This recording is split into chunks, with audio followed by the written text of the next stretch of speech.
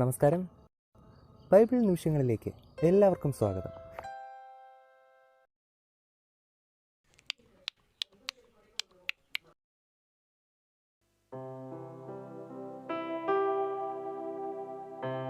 അനന്തരം യഹോവ മോശയോട് അരുളി ചെയ്തത് എന്തെന്നാൽ, 1-ാം മാസം 1-ാം തീയതി നീ സമാഗമന കൂടാരമെന്ന തിരുനിവാസം നിവർക്കേണം.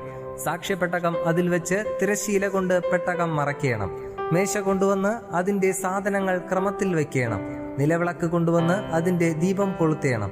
ധൂപത്തിനുള്ള പൊൻപീഠം സാക്ഷ്യപ്പെട്ടകത്തിന് മുമ്പിൽ വെച്ച് തിരുനിവാസ വാതിലിന്റെ മറശ്ശീല തൂക്കേണം. സമാഗമന കൂടാരമെന്ന തിരുനിവാസത്തിന്റെ വാതിലിന് മുമ്പിൽ ഹോമയാഗപീഠം വയ്ക്കണം. സമാഗമന കൂടാരത്തിനും യാഗപീഠത്തിനും നടുവിൽ തൊട്ടിവെച്ച് അതിൽ വെള്ളം ഒഴിക്കണം.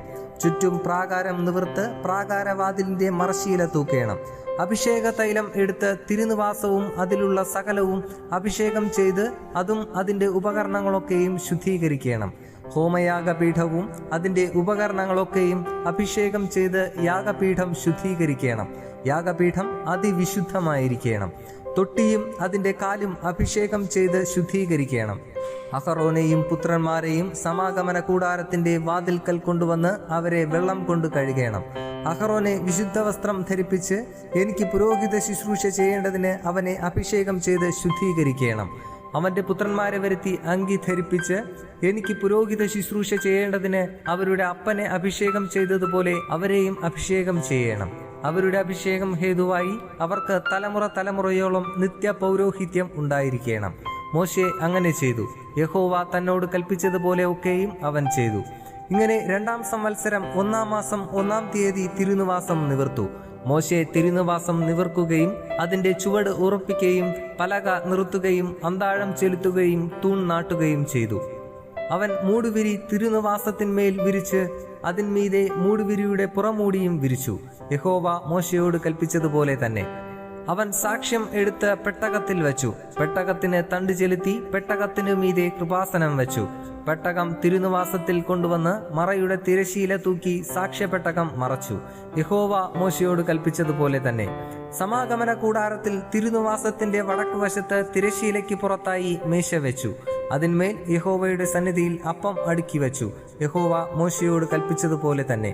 സമാഗമന കൂടാരത്തിൽ മേശയ്ക്ക് നേരെ തിരുനിവാസത്തിന്റെ തെക്കുവശത്ത് നിലവിളക്ക് വെക്കുകയും യഹോവയുടെ സന്നിധിയിൽ ദീപം കൊളുത്തുകയും ചെയ്തു.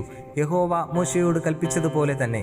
സമാഗമന കൂടാരത്തിൽ തിരശ്ശീലയുടെ മുൻവശത്ത് പൊന്നുകൊണ്ടുള്ള ധൂപപീഠം വയ്ക്കുകയും അതിന്മേൽ സുഗന്ധ ധൂപവർഗം ധൂപിക്കുകയും ചെയ്തു. യഹോവ മോശയോട് കൽപ്പിച്ചതുപോലെ തന്നെ. അവൻ തിരുനിവാസത്തിന്റെ വാതിലിനുള്ള മറശ്ശീല തൂക്കി. ഹോമയാഗപീഠം സമാഗമന കൂടാരമെന്ന തിരുനിവാസത്തിന്റെ വാതിലിന് മുൻവശത്ത് വയ്ക്കുകയും അതിന്മേൽ ഹോമയാഗവും ഭോജനയാഗവും അർപ്പിക്കുകയും ചെയ്തു. യഹോവ മോശയോട് കൽപ്പിച്ചതുപോലെ തന്നെ. സമാഗമന കൂടാരത്തിനും യാഗപീഠത്തിനും നടുവിൽ അവൻ തൊട്ടിവെക്കുകയും കഴുകേണ്ടതിന് അതിൽ വെള്ളമൊഴിക്കുകയും ചെയ്തു. മോശയും അഹറോനും അവന്റെ പുത്രന്മാരും അതിൽ കൈയും കാലും കഴുകി. അവർ സമാഗമന കൂടാരത്തിൽ കടക്കുമ്പോഴും യാഗപീഠത്തിങ്കൽ ചെല്ലുമ്പോഴും കൈകാലുകൾ കഴുകും. യഹോവ മോശയോട് കൽപ്പിച്ചതുപോലെ തന്നെ. അവൻ തിരുനിവാസത്തിനും യാഗപീഠത്തിനും ചുറ്റും പ്രാകാരം നിർത്തി പ്രാകാരവാതിലിന്റെ മറശ്ശീല തൂക്കി. ഇങ്ങനെ മോശെ പ്രവൃത്തി സമാപിച്ചു. അപ്പോൾ മേഘം സമാഗമന കൂടാരത്തെ മൂടി. യഹോവയുടെ തേജസ് തിരുനിവാസത്തെ നിറച്ചു. മേഘം സമാഗമന കൂടാരത്തിന്മേൽ അധിവസിക്കുകയും യഹോവയുടെ തേജസ് തിരുനിവാസത്തെ നിറയ്ക്കുകയും ചെയ്തതുകൊണ്ട് മോശയ്ക്ക് അകത്തു കടപ്പാൻ കഴിഞ്ഞില്ല. ഇസ്രായേൽ മക്കൾ തങ്ങളുടെ സകല പ്രയാണങ്ങളിലും മേഘം തിരുനിവാസത്തിന്മേൽ നിന്ന് ഉയരുമ്പോൾ യാത്ര പുറപ്പെടും. മേഘം ഉയരാതിരുന്നാൽ അത് ഉയരും നാൾ വരെ അവർ യാത്ര പുറപ്പെടാതിരിക്കും. ഇസ്രായേലിയരുടെ സകല പ്രയാണങ്ങളിലും അവരെല്ലാവരും കാണുകെ പകൽ സമയത്ത് തിരുനിവാസത്തിന്മേൽ യഹോവയുടെ മേഘവും രാത്രി സമയത്ത് അതിൽ അഗ്നിയും ഉണ്ടായിരുന്നു.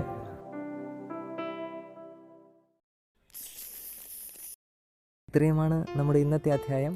ഇത് നിങ്ങളുടെ ജീവിതത്തിൽ വളരെയധികം പ്രവർത്തിക്കട്ടെ, അനുഗ്രഹമാകട്ടെ എന്ന പ്രാർത്ഥനയോട് ആശംസിക്കുന്നു. ദൈവം ഒരു ദിവസം കൂടി നമ്മുടെ ജീവിതത്തിൽ അനുവദിച്ചു തരികയാണെങ്കിൽ അടുത്ത അധ്യായത്തിൽ നമുക്ക് വീണ്ടും കണ്ടുമുട്ടാം. അതുവരെ ദൈവകൃപ നമ്മോടൊപ്പം ഉണ്ടായിരിക്കട്ടെ. ആമേൻ. നിങ്ങൾ ആദ്യമായാണ് ഈ ചാനൽ കാണുന്നതെങ്കിൽ ദയവായി ശ്രദ്ധിക്കുക. ബൈബിൾ ആദ്യം മുതൽ അവസാനം വരെ വായിക്കുന്ന ഒരു പ്രോഗ്രാമാണിത്. താല്പര്യമുണ്ടെങ്കിൽ നിങ്ങൾക്കും ദിവസത്തിൽ ആകെ 5 മിനിറ്റ് മാത്രം ചിലവാക്കിക്കൊണ്ട് ഇതിൽ പങ്കാളികളാകാം. ഒരുപക്ഷെ ഇത് നിങ്ങൾക്ക് വേണ്ടി കൂടിയുള്ള ഒരു പ്രോഗ്രാം ആയിരിക്കാം. ഇതിൽ പങ്കെടുക്കുവാൻ ആഗ്രഹമുണ്ടെങ്കിൽ ഈ ചാനൽ സബ്സ്ക്രൈബ് ചെയ്യുക. പ്രത്യേകിച്ച് നിങ്ങളുടെ സുഹൃത്തുക്കൾക്ക് ആർക്കെങ്കിലും ഇത് ഉപകാരപ്പെടും എന്ന് നിങ്ങൾ കരുതുന്നുണ്ടെങ്കിൽ അവർക്കും ഇത് ഷെയർ ചെയ്യുക. ഒരുപക്ഷെ അതുവഴി നിങ്ങൾ അവരുടെ ജീവിതത്തിൽ ഒരു അനുഗ്രഹത്തിന് കാരണമാകാം. ആദ്യം മുതൽ തന്നെ ബൈബിൾ വായിച്ചു തുടങ്ങുന്നതിനായി ഒരു ലിങ്ക് ഞങ്ങൾ ഡിസ്ക്രിപ്ഷനിൽ കൊടുക്കുകയാണ്.